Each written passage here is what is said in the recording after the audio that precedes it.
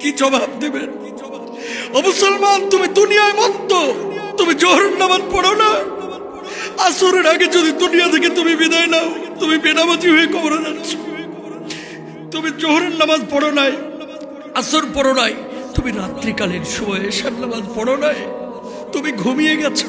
কত মানুষ রাত্রিকালীন সময়ে ঘুমাইলো, ফজরের আগে আর জাগতে পারলো না, দুনিয়া থেকে বিদায় নিয়ে চলে গেল। কে গ্যারান্টি দিয়েছে? তোমার আজকের রাত্রের ঘুমটা হতে পারে শেষ ঘুম, তোমার আজকের নামাজটা হতে পারে শেষ নামাজ, আবার আজকের জুমাটা হতে পারে শেষ জুমা, আপনার জুমাটা হতে পারে শেষ জুমা। কেন কেন বুঝি না আমরা? কবে বুঝবো আমরা? মুসলমান, তুমি নামাজ কেন পড়ো না? তুমি কেন পর্দা করো না? একজন মানুষ আপনারা দেখাইতে পারবেন যে হুজুর আমি আর 40 বছর বাঁচবো, গ্যারান্টি আছে? পারবেন? একজন মানুষ কি পারবেন যে হুজুর আমি আরো 20 বছর বাঁচবো? একজন যুবককে যখন জিজ্ঞেস করা হয় ভাই তুমি নামাজ পড়ো না কেন, যুবক জবাব দেয় হুজুর বয়স কত হয়েছে। ভাই তুমি দাঁড়িয়ে রাখো না কেন, জবাব দেয় যা বয়স আর কত হয়েছে, বুড়া হয়ে তারপরে রাখবো। আপনি নামাজ পড়েন না কেন, আপনি হজ্জে যাচ্ছেন না কেন, হুজুর এখন তো হজ করে এসে পাপ করা যাবে না, এই জন্য হজটা করতেছি না, বয়স আর কত হয়েছে। অসংখ্য মানুষ আছে যুবক চিন্তা করছে বয়স তো এখনই শেষ হয়ে যায়নি, আরো অনেক দিন বাঁচবো। বৃদ্ধ চিন্তা করছে এবছর হজ্জে যাচ্ছি না, আগামী বছর যাব। বউটা চিন্তা করছে পর্দা করার সময় তো এখনো হয়নি, 40 বছর আপ হোক তারপরে পর্দা করব। কিন্তু এর মধ্যেই যখন মালাকুল মাউত এসে থাবা মারছে, অনেক যুবককে কবর নিয়ে চলে যাচ্ছে, অনেক বৃদ্ধকে যুবকের আগে, অনেক বৃদ্ধের আগে যুবককে নিয়ে চলে যাচ্ছে। ঠিক কিনা? গ্যারান্টি আছে? গ্যারান্টি আছে? গ্যারান্টি নাই। যখন আসবে হঠাৎই মালাকুল মাউত চলে আসবে, কেউ জানি না সকালবেলায় আসবে নাকি দুপুর বেলায়। মালাকুল মাউত যখন আপনার কাছে চলে আসবে, আকুতি করবেন ও মালাকুল মাউত দিও না এখন আমাকে, আমি তো নামাজ পড়ি নাই। হয়তো বা আপনি জোহরের নামাজ পড়েন নাই, আসরের আগে মালাকুল মাউতের সাহায্যে ওই মুহূর্তে যদি আপনি বেনামাজি হয়ে কবরে চলে যান, কি জবাব দিবেন আল্লাহর কাছে? কি জবাব দিবেন আল্লাহর কাছে? মাগরিবের আগে যদি রূহটা কবজ হয়ে যায়, আর আপনি যদি আল্লাহর কাছে যান, কবরের মধ্যে যদি আপনি যান, যখন মালাকুল মাউত আপনার কাছে এসেছে, আপনি আসর পড়েন নাই, মাগরিবের আগে চলে এসেছে, মাগরিব পড়েন নাই, এশার আগে চলে এসেছে, এশার নামাজ আপনি পড়েন নাই, আপনি ঘুমিয়ে গেছেন, মাঝরাতে আপনি স্ট্রোক করেছেন, মালাকুল মাউত আপনার কাছে চলে এসেছে।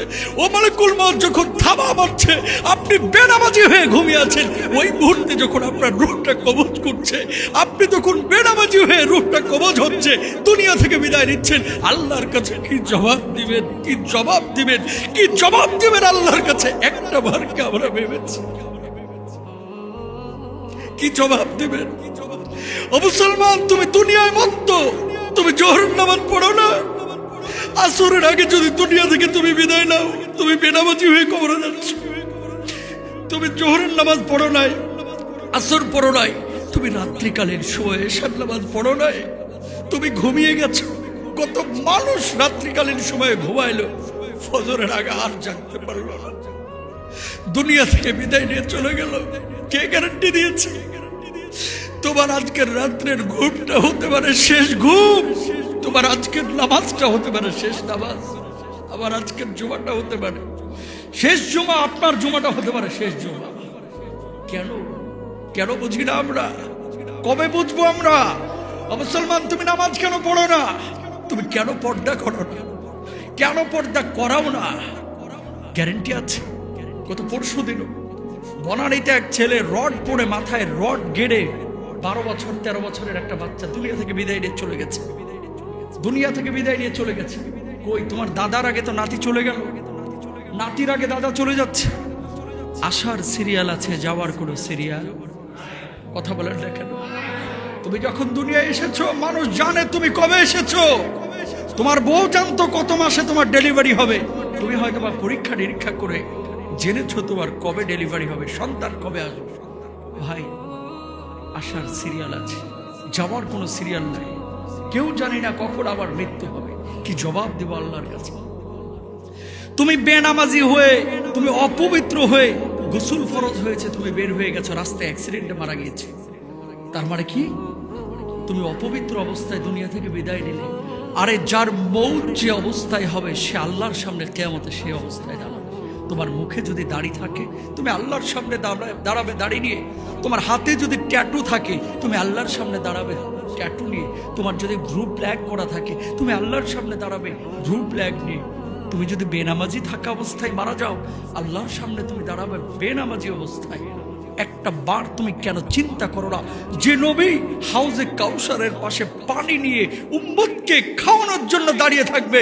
আসো আমার উম্মত, সমস্ত নবী আম্বিয়া আলাইহিসসালাম যখন নাফসি নাফসি করবে আমার কি হবে, আমার কি হবে, আপনার আমার পিয়ারা হাবিব তখন অপেক্ষমান থাকবে আমার উম্মতের কি হবে, আমার উম্মতের কি হবে। একটা বার কি তুমি চিন্তা করো না যে বেনামাজি অবস্থা আমার হাবিবের সামনে আমি যদি দাঁড়াই আমার হাবিব আমার দিকে ফিরে তাকাবে না, আমার হাবিব আমার দিকে গুসা করে থাকবে। আমার হাবিবের কাছে সুন্নাহীন জীবন নিয়ে আমি কিভাবে যাব? প্রিয় ভাইরা আবার একটু সতর্ক হই, নামাজটা নিয়মিত পড়ি, মৃত্যুর জন্য প্রস্তুতি নেই। কত আয়োজন, কত আয়োজন, এত আয়োজন যে করছেন বাড়ির জন্য, গাড়ির জন্য, সম্পদের জন্য। একটা বাড়ি করতে যদি 5 কোটি টাকার প্রয়োজন হয়, এই 5 কোটি টাকা উপার্জনের জন্য আপনি 30 বছর, 40 বছর, 50 বছর পর্যন্ত মেহনত করতেছেন, ঠিক কিনা? দুনিয়া কয়দিনের মেনে নিলাম আপনি 60 বছর বাঁচলেন, দুনিয়া কয়দিনের মেনে নিলাম আপনি 80 বছর বাঁচলেন, দুনিয়া কয়দিনের মেনে নিলাম আপনি 90 বছর বাঁচলেন, এর বেশি তো না। আচ্ছা মেনে নিলাম আপনি 120 বছর বাঁচলেন, এর বেশি কি বাঁচতে পারবেন? পারবেন? 120 বছর যদি আপনি হায়াত পান, আপনি 60 বছর যদি হায়াত পান, 30 বছর ঘুমে চলে যায়। 100 বছর হায়াত পালে 50 বছর ঘুমে চলে যায়। থাকে কয় বছর? 100 বছরের মধ্যে 50 বছর থাকে, 60 বছরের মধ্যে 30 বছর থাকে। আলটিমেটলি আপনার খাবার, আপনার চাকরি বাকরি, আপনার পরিশ্রম, এসব কিছু টাইমিং হিসাব করলে দেখা যায় দুনিয়ার স্বাদ আপনি আস্বাদন করতে পারছেন মাত্র 4 থেকে 5 বছর। কয় বছর? 4 থেকে 5 বছর। যে সময়টা আপনি দুনিয়াকে ভোগ করেন, 4 থেকে 5 বছরের এই সুখের জন্য লক্ষ কোটি মানুষ চিরস্থায়ী অনন্তকালের আখিরাতকে আমরা নষ্ট করছি, ঠিক কিনা? মাত্র 4 বছরের সুখের জন্য কত টাকার প্রয়োজন আপনার, কত বাড়ির দরকার আপনার, কত সম্পদের প্রয়োজন আপনার। সম্পদ দিয়ে বাড়ি দিয়ে সুখী হওয়া যায় না। সুখী হইতে দিন লাগে, অন্তর আত্মায় প্রশান্তির জন্য নামাজ লাগে, আল্লাহর স্মরণ লাগে, আল্লাহর সন্তুষ্টি লাগে। মুসলমান এটা তো পাগলও বুঝে, আবারও বলে এটা পাগলও বুঝে। 4 বছর 5 বছরের সুখের জন্য যদি আমি 50 বছর মেহনত করতে পারি, স্থায়ী অনন্তকালের আখিরাতের সুখের জন্য আমার মেহনত বেশি করা জরুরি কিনা? অবশ্যই জরুরি। কত জরুরি? এজন্য আল্লাহ রাব্বুল আলামিন পবিত্র কোরআনুল কারীমের মধ্যে বলছেন, যে ব্যক্তি দুনিয়াকে কামনা করে আমি আল্লাহ রাব্বুল আলামিন তার জন্য দুনিয়ার কিছু আসবাবের সামানের ব্যবস্থা করে দেই, কিন্তু যে ব্যক্তি আখিরাতকে কামনা করে আমি আল্লাহ রাব্বুল আলামিন তার জন্য দুনিয়াতেও সম্মানজনক জীবিকা আর আখিরাতেও আল্লাহর সন্তুষ্টির ব্যবস্থা করে দেই, জান্নাতের ব্যবস্থা করে দেই।